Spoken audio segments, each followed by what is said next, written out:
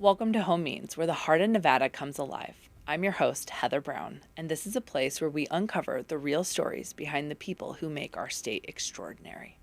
From unforgettable adventures to everyday moments that shape us, this podcast is all about the voices, the faces, and the experiences that make Nevada truly unique. Let's dive in and get to the heart of what home means. I'm excited to have on today's episode of Home Means, Sallie Doebler with the Mayor's Fund for Las Vegas Life. Thank you so much for being with me today. I am so pleased to be here, and I'm honored that you invited me. So thank you so much, Heather. Well, I love everything you do, and I really appreciate that you document it because I think, that's the one thing that we don't always tell our story well. And so that's part of why I started this podcast. And you are definitely somebody who makes sure that people know what's going on in the community. So I'm excited to have you here because I want our listeners to learn more about the Mayor's Fund for Las Vegas Life. It's a mouthful, yes. Yeah, I love it. So we're going to start with talking a little bit about you. You've called Las Vegas home for over 30 years. When did the city first start to feel like home, and how has that feeling evolved over time? So, interesting story. I came to Las Vegas for 2 years, again, over 30 years ago. And I spent 2 years driving back to California once a month and coming back over the hill, seeing the state line. And it's like, oh, now I'm home. And after about 2 years of doing that, suddenly it was, I'm home. And I think you start to appreciate the city, the people, the landscape, and it really does become a very special place to be. You're from North Dakota. I was born in Fargo. Okay. Yes. And then you just talked about California. Thinking about those two places and then your time here, how has your sense of community changed?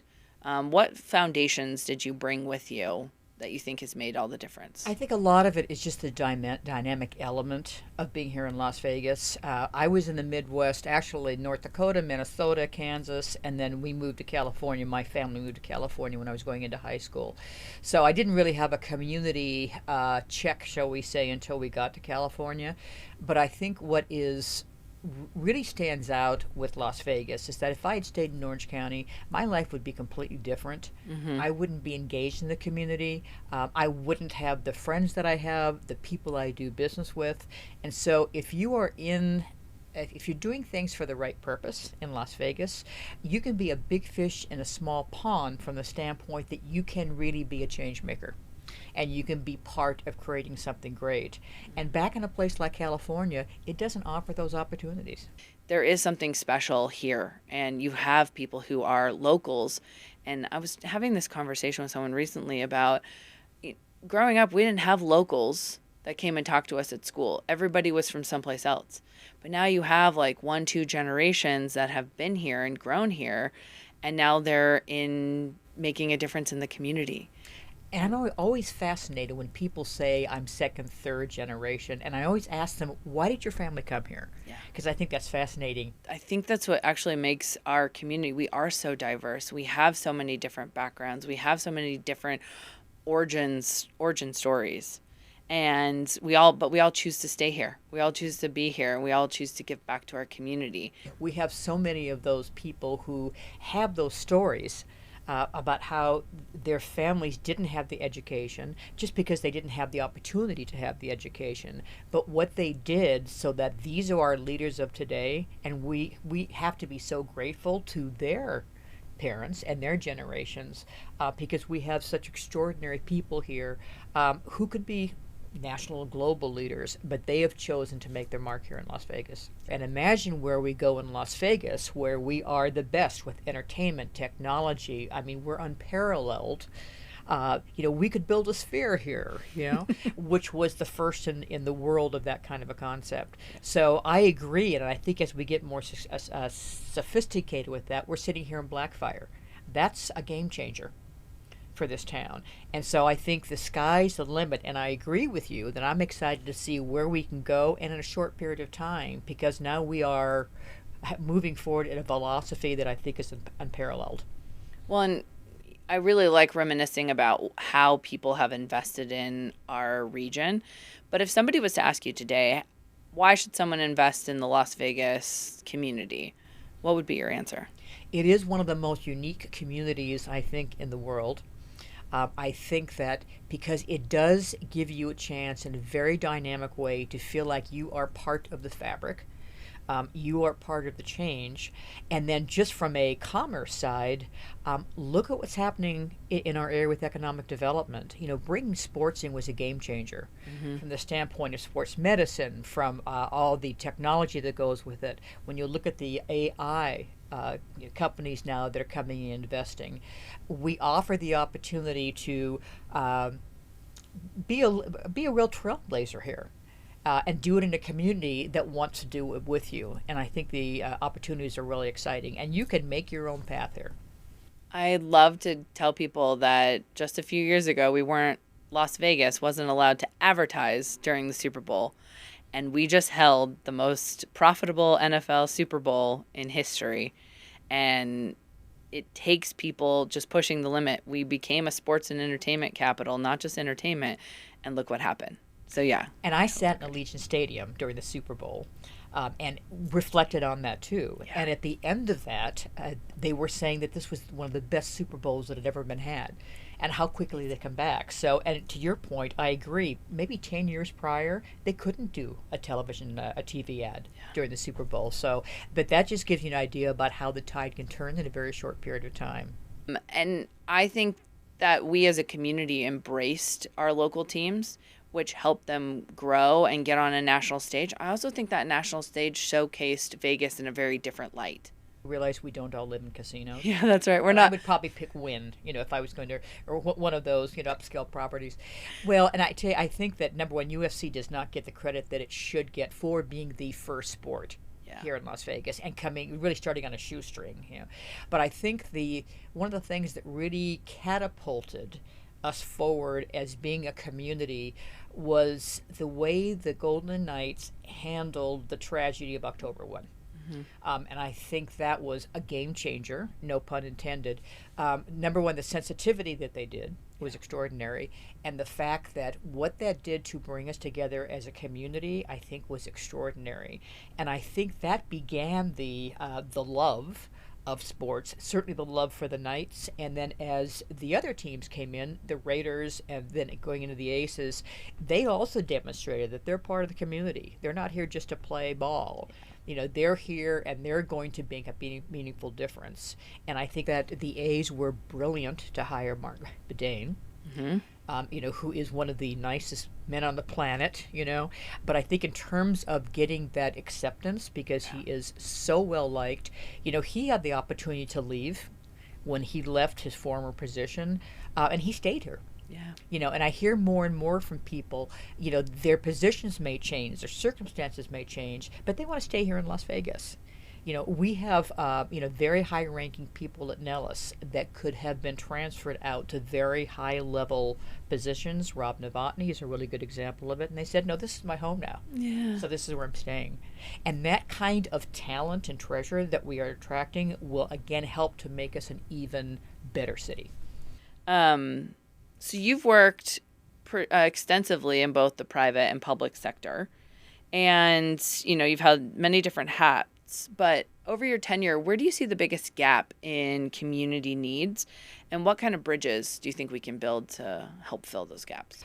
What I'm trying to accomplish at the Mayor's Fund for Las Vegas Life is to really demonstrate the power of public-private partnerships, because it has to be a combined effort. And when we look at the critical issues, and we know there's a lot of need. When I came into the Mayor's Fund 2 years ago and did a listening tour, I had a list of 100 things that people were concerned about in this area, and they were all important. And we had to distill down where we thought we could make an impact. But the more we have the ability to get everybody in the room, combine our resources, and it's also identifying the problem, and then even more, what's the solution? And then everything in the middle of that, we're just filling in to try to figure out how do we get that end solution. And I think that it's challenging for nonprofits, particularly with some of the things that's happened with federal funding. So I think it's even more important that there has to be synergy. I know Nevada Grant Lab does really good work with that. United Way is trying to be more synergistic with that, and we need to find a way to combine resources, stop some of the duplication we have in nonprofits, Mm-hmm. so that we're really able to be strong and combine that. When I'm looking at initiatives, I look at basically three different things, because our role at the Mayor's Fund is to uh, provide a vehicle for private sector to be able to make a donation to us as a nonprofit. We then grant that to the city of Las Vegas, and we look for things where there are budget gaps. And the city almost always already has money invested, and we're filling that gap for them. So kind of my premise when I'm looking at different objectives is, number one, is another nonprofit doing it? Because let's not do that. Mm-hmm. Is it something we can make an impact on? So I'm not going to be able to cure homelessness, but I can make sure that those homeless animals that are at the Courtyard Homeless Resource Center, it's the only place in the region where a homeless person can walk in, put their pet in a kennel, and so the pet is safe, and then they will go access resources for themselves. So that's an example of something where we can make a difference in a small way. Does the city want to do it? Is this something they feel like they can execute well? And then lastly, is this something the donors engaged in? So does it fit their pillars, their community outreach? And so we combine all those things. We do that just on the city level. I think the opportunity to do this more broadly in the region is really there. So we have to find a way, though, to really be able to combine all those factors so that we have the ability to let everybody in the community start working on those problems in one mass. Right. It sounds like you have to be everything to everyone all at once. We're basically a partnership architect. So our role is to connect those dots, put those puzzle pieces together, so that everybody ends up feeling like they're fulfilling something and making a difference in our community. That's wonderful. I mean, I had the opportunity to speak with Mayor Berkeley, and she really was able to touch on the fact that government similarly has to be all things to everyone all at once. And so it's nice to know that the fund is there to be an ancillary support for the areas that government can't do 100%. And getting business, I mean, and everything we need to do has to be at the core is community. So being able to get private businesses to be engaged and do it in this way, I think it's so smart because you're not duplicating efforts. You're making sure that they're actually going to the people that need the help.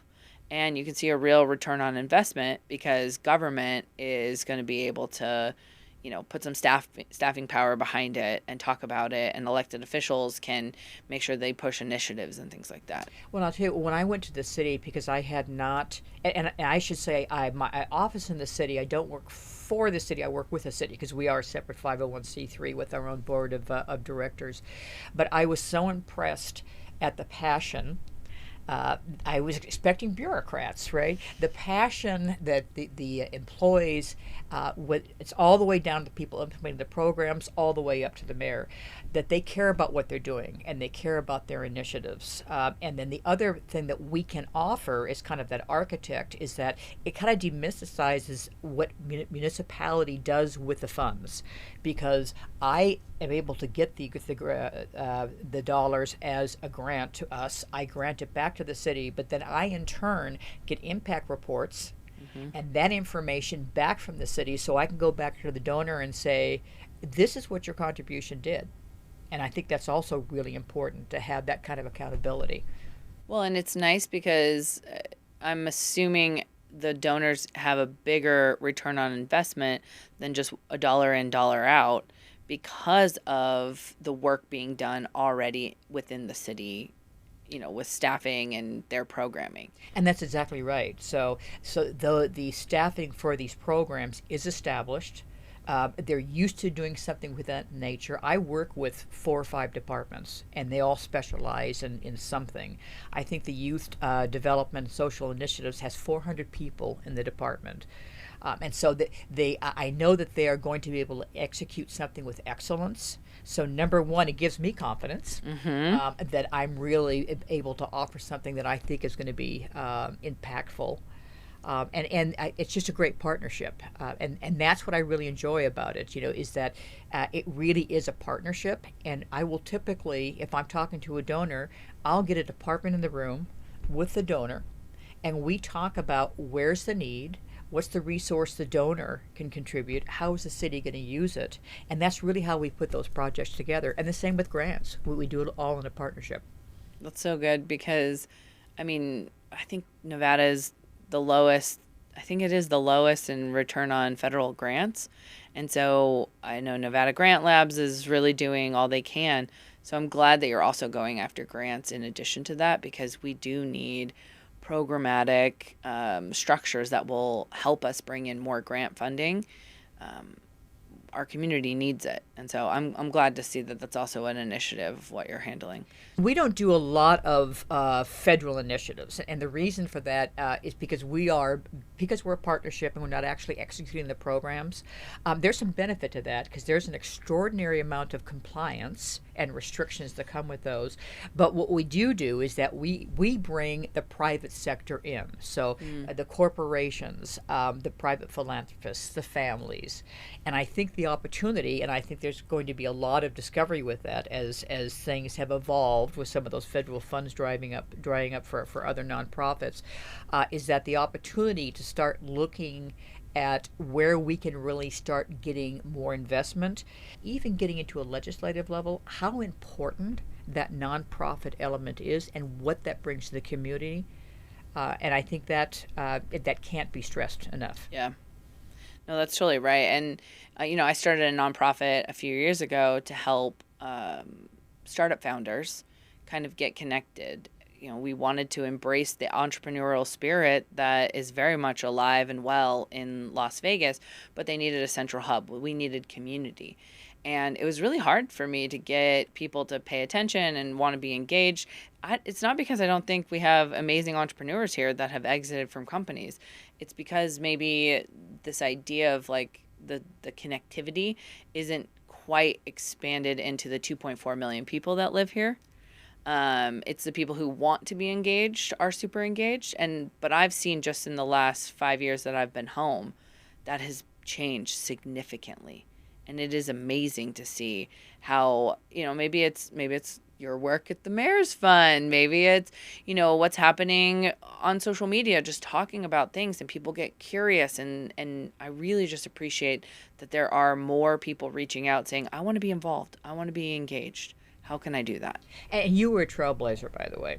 So kudos to you for doing that because it was a new concept. And people did not really even have that entrepreneurial spirit on their radar, and the tech part of it. And I do agree from the standpoint, I spend probably most of my time just trying to make people understand who the Mayor's Fund is and what we do because it's a different concept. You had a different concept. Mm-hmm. And part of what we try to do, and we do this through social media and our impact reports, and we've got a great PR group, Melissa Warren from the Warren Group, does a wonderful job for us, getting us more exposure out there, is that we try to show them the things that we do. And it's not about Sallie standing up someplace as much as look at the kids. Look at Blue, the dog in the homeless pet shelter, and really showing the impact in what we do. So it's not this kind of big cosmetic thing, but this is actually what's going on the ground. This is the gritty part of it that we're trying to make a difference in. Yeah. And I think the more we showcase that, I think people are getting it.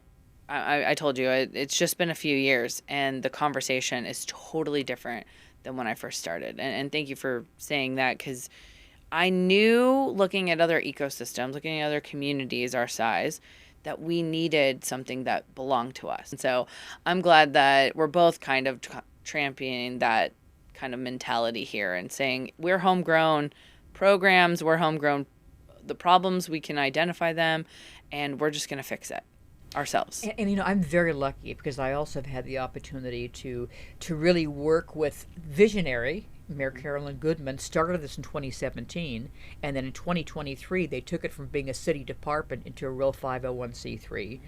So she's done amazing work.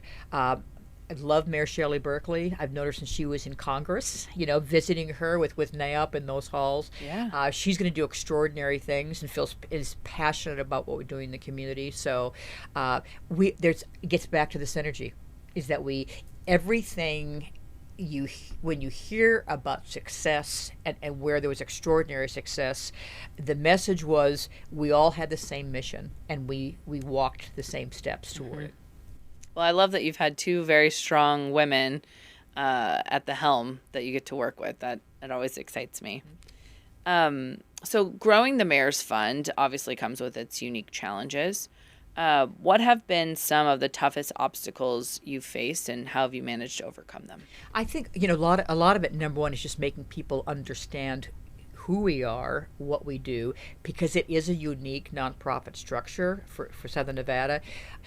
They think that it is a huge fund that the city may have, that the mayor controls. And the reality is I'm out there doing what everybody else is doing, but really fundraising. You know, that's my number one job, is to fundraise so that we're able to help the city with those programs wherever the need might be the strongest. So I think that has probably been the biggest thing. So there's been a certain education for me that I really had to go through and after 2 years, I kind of feel like I'm getting it a little bit, you know. But I would say probably just identifying what the Mayor's Fund is and really making people understand it, and that's ongoing. Yeah, and I think, I've interviewed quite a few people, and I wanted to bring you on this because I don't think a lot of people understand, and I do think it's just education. People are curious, so we want them to understand exactly what the Mayor's Fund is, and I think this is a really good opportunity to showcase that this is an opportunity for businesses to get engaged with the city of Las Vegas through a 501c3 and really invest in initiatives that they care about, that the city is working on. And thank you for that opportunity to do that, because the other piece of that is that in most cases we are dealing with probably the most underserved and vulnerable populations. So the opportunity for them to be a part of helping these people, because it's going to be life-changing for people. Yeah. For these kids that we're working on with the youth employment, as an example, in the Strong Future in the historic West Side, this could be life-changing for a kid to get certification. And now he's going to go on into a career path that he would not have recognized otherwise. He may not be a college candidate, but he's a candidate for a great trade that may be one of the jobs of the future. And we help them do that. And that's generational. No, and I have to say the state of Nevada has really invested in the career and technical education space. And even the higher ed institutions are really embracing this, especially the College of Southern Nevada. And we have these new training centers that are popping up inside the communities, because we know that not everyone needs to be college bound, but everybody does need to get some kind of post-secondary education. And whether that's a certification or an apprenticeship or micro-credentialing, whatever that looks like. So I'm glad that the Mayor's Fund is also involved in that, because it goes back to just education.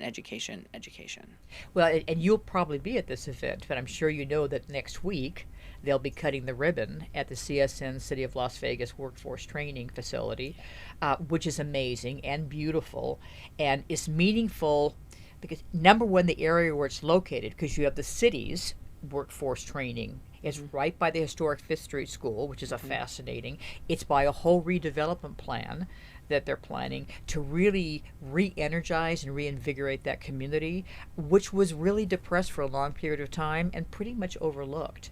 And so there are so many factors going on with that and in that area that's really rewarding. And so we have a lot of focus on that right now. And it's very appealing to donors because they can also be part of that excitement. Yeah, and it's nice to see something tangible. It's nice to see how not in 20 years from now it's going to make an impact. It's going to make an impact today. And that's always a good feeling. Obviously, we need to invest in foundations that will help 20 years from now. I always tell people my 3 E's are economic development, education, and entrepreneurship. And if we're not thinking about all three of those things at the same time, every time, then we're leaving out major chunks and we're leaving people behind. Because everything is tied together. UNLV just did a leadership summit talking about, how durable skills are at the center of everything that they're doing. And so it's nice to see that and hear about it for teenagers. How do you show up for job interviews? What do you do?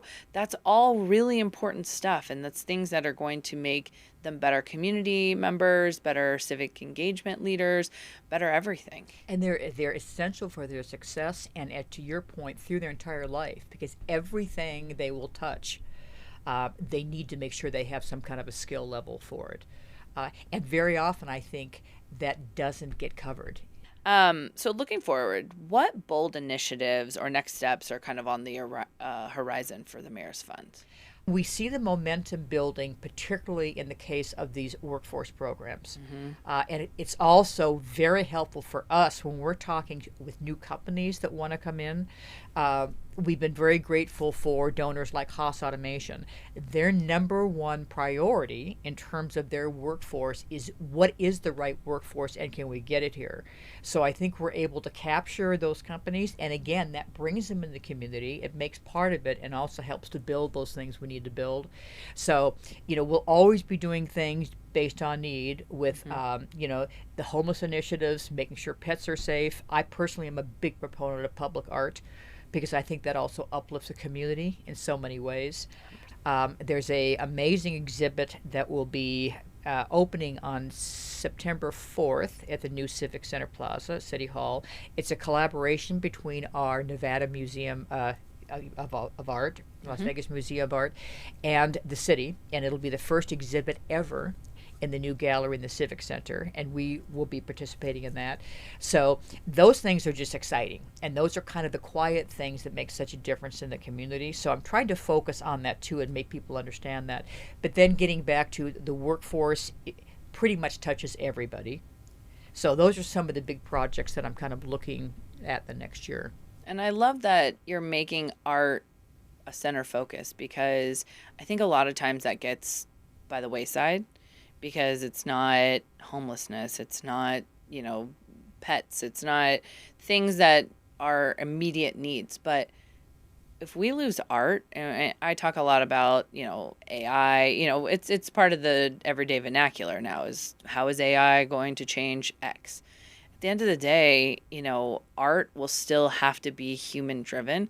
Yes, you might be able to use AI as a tool and a resource, but I think that's the one area that brings this like human connectivity and like really showcases people's creativity and imagination and really just brings people alive. Because when you find an art piece that touches you, like, you can really just be transported. Well, and I think as a failed art major, it's impactful for me too, because, and I agree, art is emotional, and sometimes you love it or you hate it, but like when you buy art, you buy something you love because it speaks to you. But the other thing that it does, we've got some amazing murals that are in the historic West Side. It brings the whole community up, and it gives people pride in their community. You're not going to see a bunch of marking and graffiti on some of those public pieces. Yeah. Because people, they take pride in their community, it uplifts them. So there's so many reasons to be focusing on it and the benefit that it gives. What advice would you offer to emerging civic leaders and entrepreneurs who want to build community-focused organizations or have some kind of impact? You have to make yourself part of the community, for starters. So you have to be establish that sense of trust with the people you're trying to work with. Do find your trusted advisors and your mentors. I've had some exceptional mentors along the way. Take advantage of any opportunity for development or community engagement. Leadership Las Vegas. You're 2024, I'm 2014. There's so many tools now that you can use if you're trying to do a nonprofit. There's great consultants here, but there's so many tools that you can use. There's so many other examples. There aren't a lot of original ideas, but if you're smart, you'll find someone who's been successful and see what they did. Well, before we end up, we're going to get some rapid fire questions. Are you ready for this? Probably not, but let's try it. What's your favorite local restaurant? Well, I'm going to have to go with Nataya's Secret Kitchen because Nataya is a very good friend of mine and her food is fabulous. Wonderful. What's a must-see spot for newcomers? Oh my gosh, there's so many must see spots. I mean, I think the Smith Center is important simply because it's not what people envision about Las Vegas. And then I'm also a big fan of the outdoors. I think Red Rock. So that's the next one. What's the best outdoor activity? You gotta love hiking because all Yeah. you need is a pair of boots and a bottle of water, right? So I'm a big fan of hiking, and particularly Mount Charleston as well as Red Rock. Wonderful. Hidden gem in Southern Nevada? There are so many hidden gems, and so I know that's very evasive, but I look at the small entrepreneurial entities that are out there. We'll say Crush Pad, which is the wine bar in West Sahara. It's this little tiny wine bar started by people who are passionate about wine, that are making no money themselves, but they want to show the world what wine can be. I call that a hidden gem, and I think we have Yeah, those gems all over the place I here. totally agree. What's your go-to coffee shop? Well, there's a lot of them because there's a lot of them downtown, so I am not going to play favorites. So, big fan of Mothership because I love Wani. I think she's amazing. Hmm. Bungalow is obviously a great go-to. Uh, I will say, I have to say Starbucks because they're a partner with the city, and I think it's really important to give them that kind of recognition too. There's a ton of them though, and Yeah. they're all good. Well, go to coffee shops in downtown Las Vegas. 100, absolutely. What is your favorite place to unwind? Uh, I like to go to Red Mountain Spa, actually, in St. George. It's a Oh, yeah. outdoor hiking activity. It's less than 2 hours away. What's the best view in the city? It's, and I'm going to sound like I'm being political with this. It's difficult because it's breathtaking to be up at the top of Summerlin or out in Henderson and see that amazing view of the properties in the strip. But at the same time, it's pretty special to look at the mountains. Yeah, I agree. Favorite thing to do on a weekend? Uh, I like to do all the kind of normal things. I run errands, I work out, I spend a lot of time in downtown Summerlin. I'm working out there. They have that amazing farmers market every Mhm. Saturday, so I'm there every single weekend. I like to spend the weekend in my gym clothes. Well, because you look fabulous the rest of the week. I get it. Thank you. What is one must-have experience for visitors? I think if they haven't been here, I think you even just have to drive down the strip. Hmm. If you haven't been there, and hopefully don't do it on Saturday night. I think it's that. I think it's also spending time downtown. Hmm. There's so much history there, so I think that's kind of a must do also. I totally agree. Last question. What is the most underrated perk of living in Nevada? I think the opportunity to have access Mm.